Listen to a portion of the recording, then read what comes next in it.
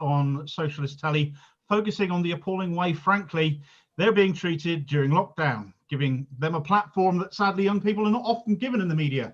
But their stories are so important, their issues at hand need to be heard. And as we've seen already this week, they can do so themselves brilliantly. So I'm thrilled to welcome back Nazifa and Finley, returning to Socialist Telly to speak tonight. Welcome back, guys. Thank you very much for joining me tonight. Brilliant. Nice to see you as well, Damon. Thank you for having us. Thank you. I'm really excited to be I'm back. really excited to meet the pair as well. I've watched your previous shows that you did with I know Nazifa, you were speaking with Howard Beckett on his Strike TV, and Finley, you were speaking to my Cornish colleague Jem Forbes and John Trickett, indeed. And you've exemplified yourself brilliantly, absolutely fantastic. But for people watching tonight who may not have seen your appearances earlier in the week, why don't you reintroduce yourselves and tell us a bit about the situation where you are and the action you've been taking. If we'll start with Nazifa. Yeah, so hi, I'm Nazifa. I'm currently a history and politics student at the University of Warwick. I'm also the chair of the university's Labour Society, and I have been rent striking since the summer term of last academic year. And yeah, we've just relaunched the rent strike here at Warwick, and we've had some victories, but we're still pushing the uni on our demands. Finley? Yes, I'm a first year student at University of Manchester. I've only been rent striking since September, so Nazifa's got a term on me there. Yes, well, I'm a first year. I'm currently in halls and I study English literature, and I'm a member of the Socialist Workers Student Society. Brilliant. Well, welcome. Okay, the rent strikes. You're both involved in that, clearly. How's it going? What I know, Nazifa, you mentioned you've had a few victories. Would you like to tell us a little bit about them? Yeah, so as soon as we launched the rent strike, there was so much interest. Within an hour, we had over 100 sign-ups, which was great to see. And within 48 hours, the university announced that they'd be providing a rent waiver for students who wouldn't be returning to campus. So we've seen a win in that sense, because the university saw that we were ready to take collective action and saw that actually if they did even try to charge rent for students who aren't coming back to campus, then they weren't going to get a lot of the rent payments they were asking for anyway. So we won on that front. Students who aren't returning to their on-campus accommodation don't have to pay their rent. However, the university haven't said anything for students who are living in off-campus work managed accommodation, which I currently live in and also lived in last academic year. And we've also not heard about any rent reductions for students who are in their accommodation in on-campus accommodation. Obviously, because of the pandemic, students are either out of work or are struggling to find work to top up the money they receive from student finance. So it's a difficult position to be in, and not having any communication from the university in terms of what support they can offer these students is just goes to show how little university management actually care about their students and their well-being. That's yeah. You would think that the university administration, your vice chancellors and what have you, would be putting forward your needs ahead of sort of the financial impacts that are affecting them, essentially.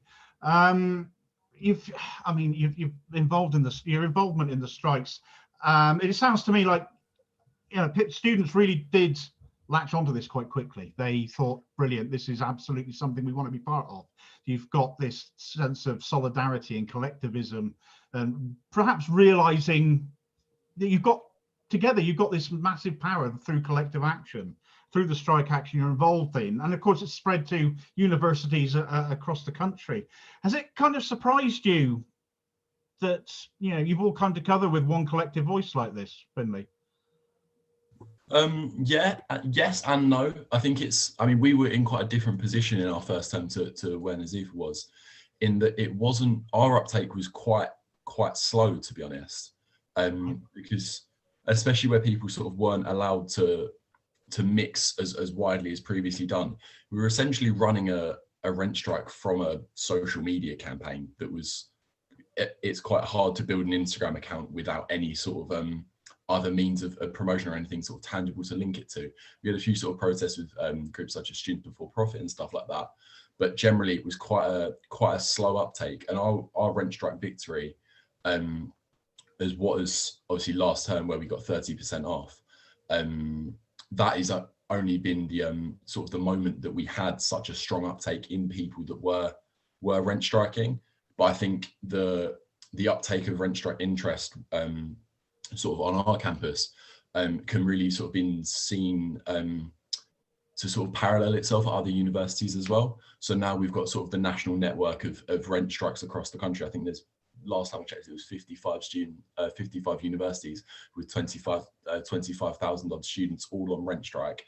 And I think that while it's obviously it's quite a localized thing to sort of rent strike against your university as opposed to against, say, the government, I think that solidarity comes in the fact that we're all united through the exploitation that does come across through the marketized system of education.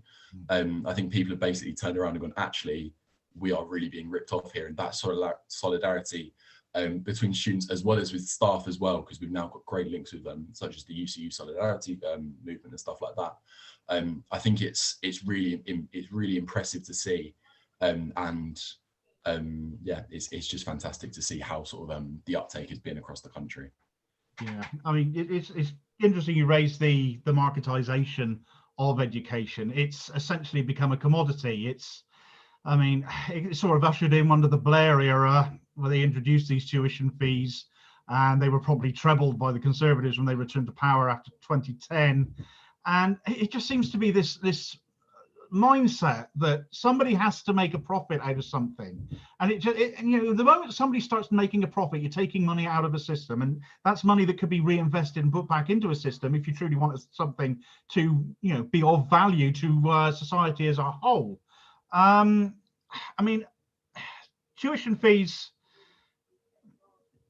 I mean, how do I explain this really? How do you feel that tuition fees are administered in this country, should we say? Because I know it's a weird one, because there are, and the reason I'm struggling to try and put it into words, there are some students out there that actually quite like them. I mean, what do you think this is? Have you ever given any thought to why people perhaps like tuition fees or think they're fair? I think it generally means that when people see that they're paying £9,000 for something, I think often it sort of makes it equivocal to other commodities as well. And say like you know, you spend £9,000 on a car, you'd expect that car to be better than something that is like a cheaper car. For example, if you buy like £100 sort of car off the side of the road, you'd expect that the £9,000 car is going to be better. And I think that where people see sort of within the sort of the general neoliberal society and see that sort of exchange of equivocal commodities, and they assume that paying more money for their tuition is going to mean that their education is better. But in fact, like my mum went to university, I think it was free when she went. And I mean, obviously with the sort of, especially how things have been conducted during the pandemic, with sort of lecturers forced to very quickly shovel their stuff online, it leads to sort of a substandard degree. And I don't think that I would be laughing if I said that my mum's degree was worse than mine and hers was free, and mine's what, 27 grand over the 3 years. Like, it's crazy, the prices, isn't it? Especially when you compare them to other countries. I mean, I think was it Howard that sprung, I think it was somebody else you were on with actually, Nazifa, that the other young lady you were on with, who had it sprung on an awful question that a trade unionist would do. He sort of asked her, what would you expect to pay in Spain for 3 years of tuition? There's £295 or euro, you know, the equivalent of, and compared to what we're charged here, it's crazy. And we're, you know, sixth richest country in the world. Why on earth should any education cost so much? Just, I mean, it's okay saying, okay, I want a world-class education. Perhaps it is worth this amount of money, but is it really fair when you could go abroad and pay far, far less if you chose to, or before Brexit could have done anyway? Yeah, no, 100%. It is ridiculous that we even have to pay anything for our education in this country. It is absolutely ridiculous. Yeah, like you said, we are the sixth richest country in the world, and we should be able to fund our education system properly. However, because of the way that the education system has been marketized, it it entrenches and reproduces societal inequalities that already exist, and reproduces them further. You asked why some people might actually be pro tuition fees, and I think I've seen two main reasons, and both I don't agree with, but the one that I've seen is either A, these students are middle class and have gone to private schools, and so actually 9.25k for their education per year, it's actually cheaper for them than it was to go to their private schools, and so it doesn't matter, the money doesn't matter that much to them. But in terms of, there are also working class students who will argue for tuition fees, and I think it is again part of this sort of neoliberal competitiveness of going to a university and paying for this education.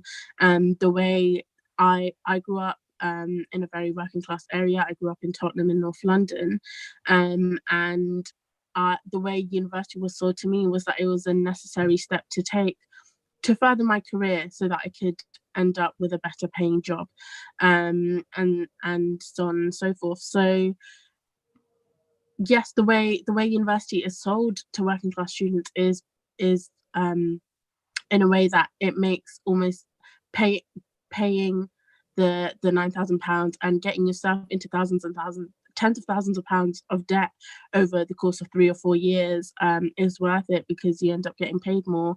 But in reality, even if you're earning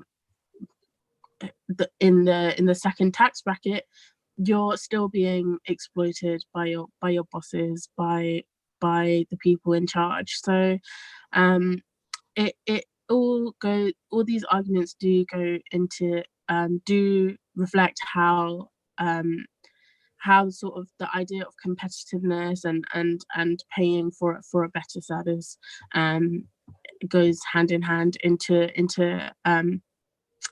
making the university a site of social mobility rather than a place of education and learning from one another, and using education as a force for liberation.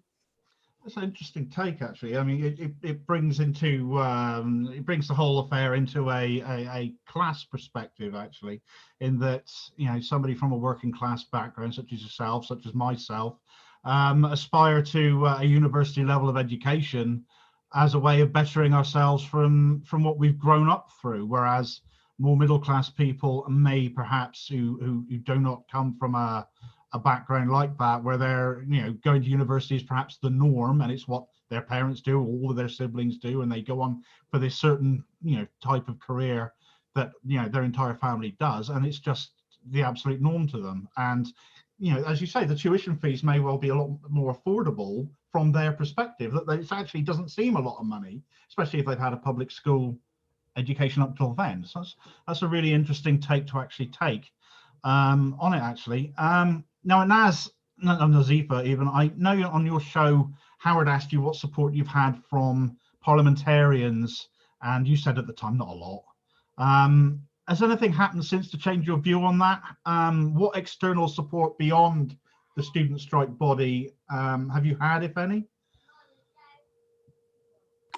I mean, hearing in Coventry, we're super lucky that we have a proper socialist trade unionist MP in Zara Sultana. And so Zara's support for us in any action that students have taken in the face of the pandemic has been phenomenal. You know, we can always count on Zara to back us and to represent us wherever she goes. But yeah, like I said, we do have other Labour MPs in areas where students live, in Coventry and in Leamington Spa, who haven't really offered their support. You know, it's great to see that Emma Hardy recently spoke to the young Labour student reps. You had Fraser on the show with Finley over in the last week as well. And the young Labour student reps are doing some great work in trying to get Labour MPs to support us. However, it is unfortunately still a shame that a lot of Labour MPs haven't been vocal in their support for us.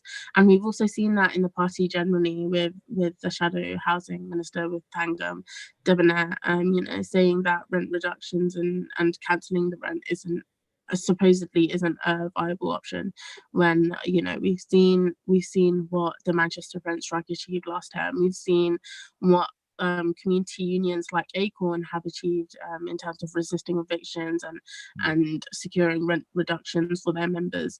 So it is wholly possible.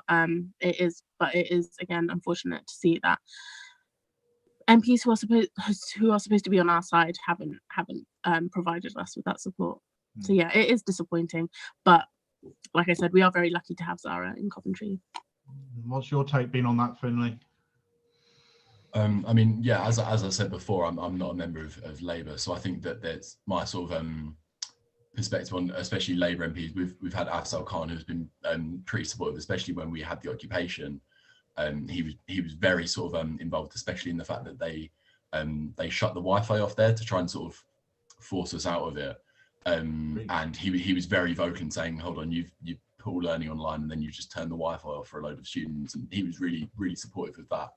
And through sort of stuff like this as well, I've been lucky enough to sort of speak on the same sort of platform as people like Diane Abbott and Corbyn, which has been fantastic. But I think that sort of off the back of what Nazifa said there, I think that where certain sort of Labour MPs have been quite sort of removed from the sort of the struggle of students that we've had is largely due to sort of the wake of Blairism, which is obviously sort of resurfing its ugly head in sort of Starmer at Labour, in that obviously Blair was fundamental in sort of establishing the modern neoliberal model of university, and I think that sort of vein of thought has very much not died, especially sort of in the wake of the fall of the Corbyn project, perhaps.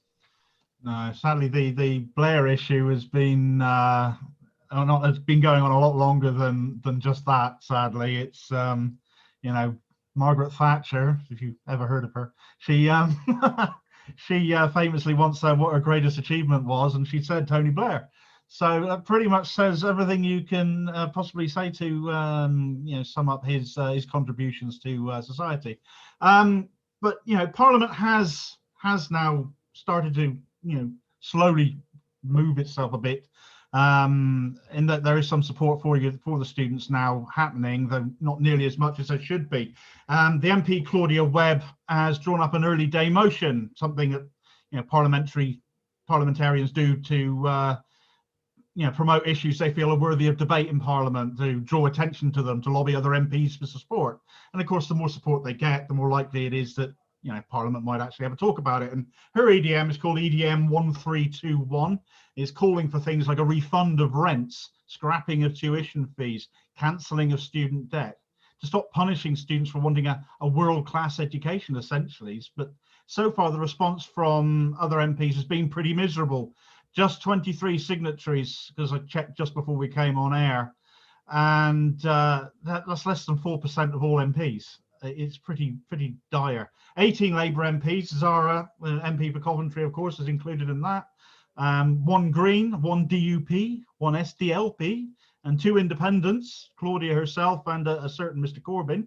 But no Tories, which comes as no surprise. No Lib Dems either, formerly the go-to party for the student. And as you say, there's very few Labour MPs on there, which I'm extremely disappointed about as a Labour member. And as somebody who does, you know, value education, I did my degree as well once upon a time, and I didn't have to pay for it, and I don't see why anybody else should. But those Labour MPs that have signed it, they're virtually exclusively from the left of the party. Well, why do you think MPs just don't seem to be interested in this issue? Why do you think they're not willing to engage in the views of young people? You're young voters yourselves. Surely you would think they would, want to interest you in politics and want you to engage with them and support them. Nazifa? Yeah, I mean, if we're talking about Tories, it's pretty obvious why they won't be supporting us, because they like that universities generate profit and they thrive off of it. But also the Tories have always held working class people in utter contempt, and they've treated us as such for the past decade. So there is absolutely no surprise there. Like people have said before, Boris Johnson went from Eton to a free education at the University of Oxford. So it doesn't make much of a difference to him. Doesn't make much of a difference to anyone he knows or cares about, because they'll have the money to support themselves and to be comfortable throughout whatever crises may come our way. So with the Tories, it's not surprising. With, again, like you said, with the Lib Dems, no Lib Dem signatories. That's again no surprise from people who joined a coalition with the Tories and enabled a decade of austerity, which took thousands and thousands of lives of working class ordinary people. Again, no surprise there. It is unfortunate that, like I said, Labour MPs aren't backing this bill.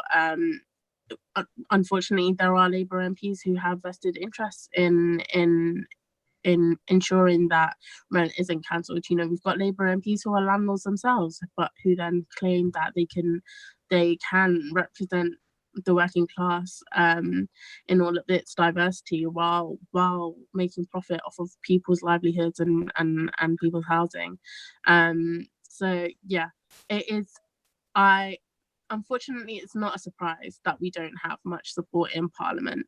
There aren't many people like us or who care for us.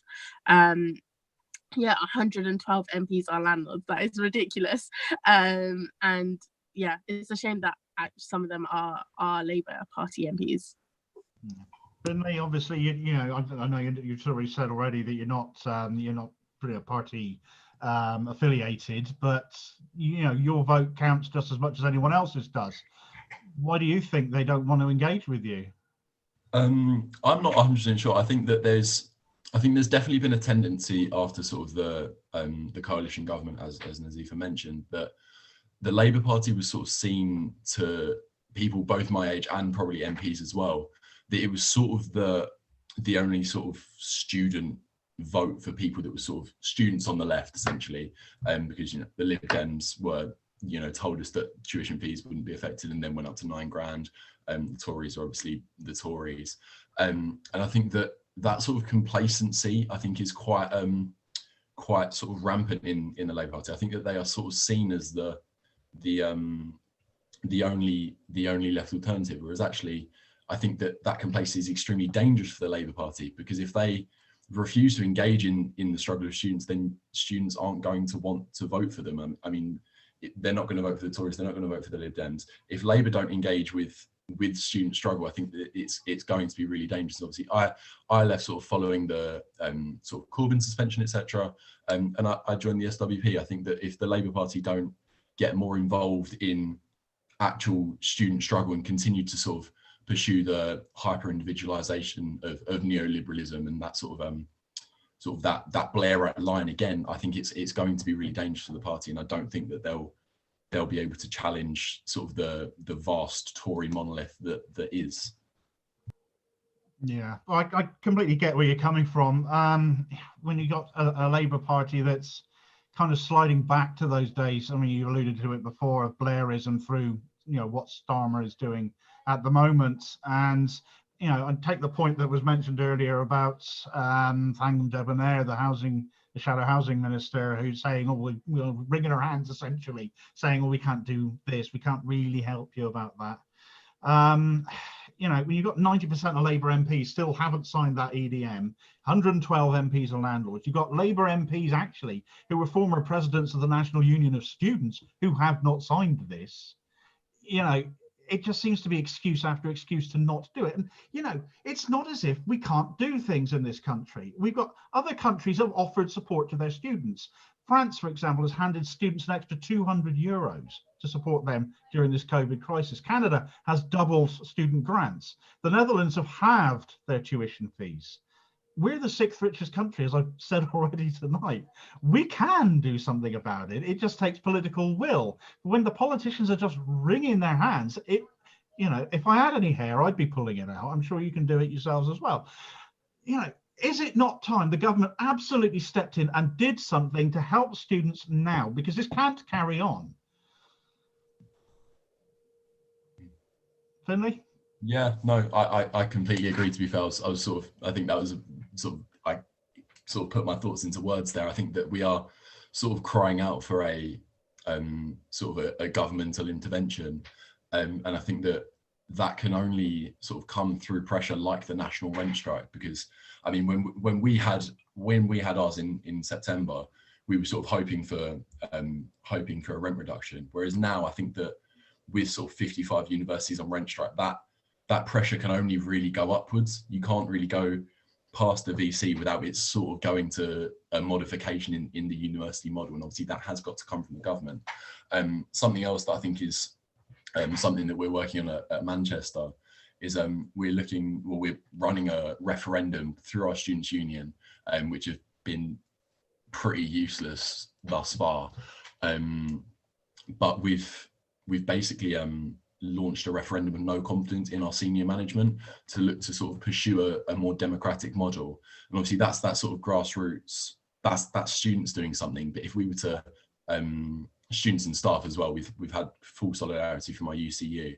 But if we were to have that sort of grassroots movement here, and then other unis sort of look to take that up again, I think that's only got to have some sort of reaction from government there in some way, shape or form. I'm just slightly pessimistic that it's going to come from this government. Yeah, I get where you're coming from completely with that. UCU academic staff backing the students 100%, Nazifa, that's somewhat reassuring. Motions of no confidence in the vice chancellors is there's a novel way of doing it. I don't know where you got that idea from, but you know, what's your take on this? Where do you think this is going to keep going forwards, Nazifa? If you're not going to get the results that you want still with the rent strike ongoing, what's next, do you think? What can this collectivism of students across the country achieve next to keep hammering their point home? I mean, I think it's really important to recognise that anything that has been given to working class people in this country has been a result of collective action taken by working class people in the country. The governments, whether Labour or Conservative, have never conceded anything without demand, and that is the same. That will be the same now. We've seen the rent strike grow and grow and grow. You know, only 2 weeks ago it was 45, and now we're at 55, probably even more. So we're seeing this wave of collective action take place where we're challenging the marketized higher education system by withholding our rent that is so important to the functioning of these institutions because of the way that they've been marketized. So we are having a huge impact on the way these institutions are run already, and we can see that through the concessions that have been made. However, yeah, we still have more to win, and we deserve a lot more than we've been given. And the next steps again is to take things further, is to escalate. Whether that's in the form of direct action when it's safe enough. You know, we saw the wave of protests after the whole A-levels fiasco this summer, and there's nothing that is going to stop us from doing that again when it is safe enough for us to do so. Students are tired, we're fed up. Like I said earlier on in the week, we were lied to about what we could expect this year. You know, the Vice Chancellor of Warwick Uni and something ridiculous like £400,000. It's not okay for him to cut the budget for sessional teaching, for seminar tutors who are largely postgraduate students as well. It's not okay for senior management to use some fringe opinions of some students to pit us against university workers who are concerned about their health and their safety and the health and the safety of their loved ones. So yeah, what happens next is that students will continue to organise because we haven't gotten everything we deserve, and we're not going to stop until we've gotten everything that we do deserve. You've joined us for 3 programs now, students, this week. It's been a running theme for Socialist Telly this week, and I've been absolutely delighted to be able to host you and let you have your voices. Is there anything that either of you have not had an opportunity to mention over the course of this week and the programming that you've been on that you would like to raise? In all honesty, you guys have been fantastic. I mean, I've had a few of my comrades here at Manchester as well who've been on with you guys, Lucy and Izzy as well. And we just like to say massive thank you for the sort of the amplification that this has given to our movement, because not only is it a massive viewer base, it's the right viewer base. This is so crucial for us to have that sort of solidarity, because I mean, as I said, I've been reading, and I spoke about it a little bit with John Trickett as well. And I've been reading about sort of stuff about like in Paris in May 1968. And that was a mass movement by students, but it was quite an isolated one in that it wasn't as supported by the collective masses. I think that what's very different here is that this crisis has really sort of cracked open the issues with universities, clearly for me and Nazifa here, but also with sort of general job security, with the failures of the furlough scheme, with sort of the complete willingness of the government to forefront working class people just towards the virus like it's absolutely nothing. I mean, working with groups like People for Profit as well, which Howard spoke on earlier today, it's very clear that I think that this sort of solidarity between different demographics, whether it be students, trade unionists, it's really coming about because we're all sort of plunged into this turd together. Essentially, we're all sort of stuck here together, and that solidarity where you see sort of students speaking with unionists speaking at student meetings, that is what's going to bring about collective change, because when you've got that many people from different walks of society, it's really going to sort of shake some ground. So yeah, just like to say thank you so much for the sort of extensive coverage that you guys have given us recently. It's been our absolute pleasure, and with eloquent speaking like that, we might make a politician out of you yet. My goodness me, you'd do a better job than an awful lot of them, my handsome. Nazifa, would you like a final word on this matter?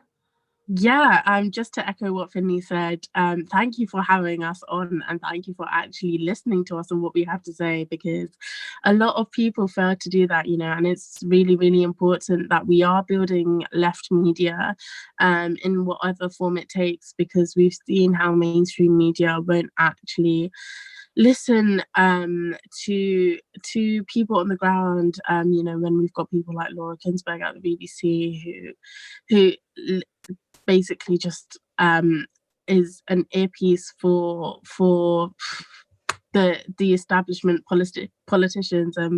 It's really, really heartwarming to see new left media projects pop up. So definitely, and like I said again, thank you for inviting us. I think one final thing that I would like to say is that if we are going to win, we need to recognize that all of our struggles are interconnected. Historically, we've seen how the student movement has been so important in fighting apartheid in South Africa, and now we're seeing how it's becoming even more important in fighting Israeli apartheid.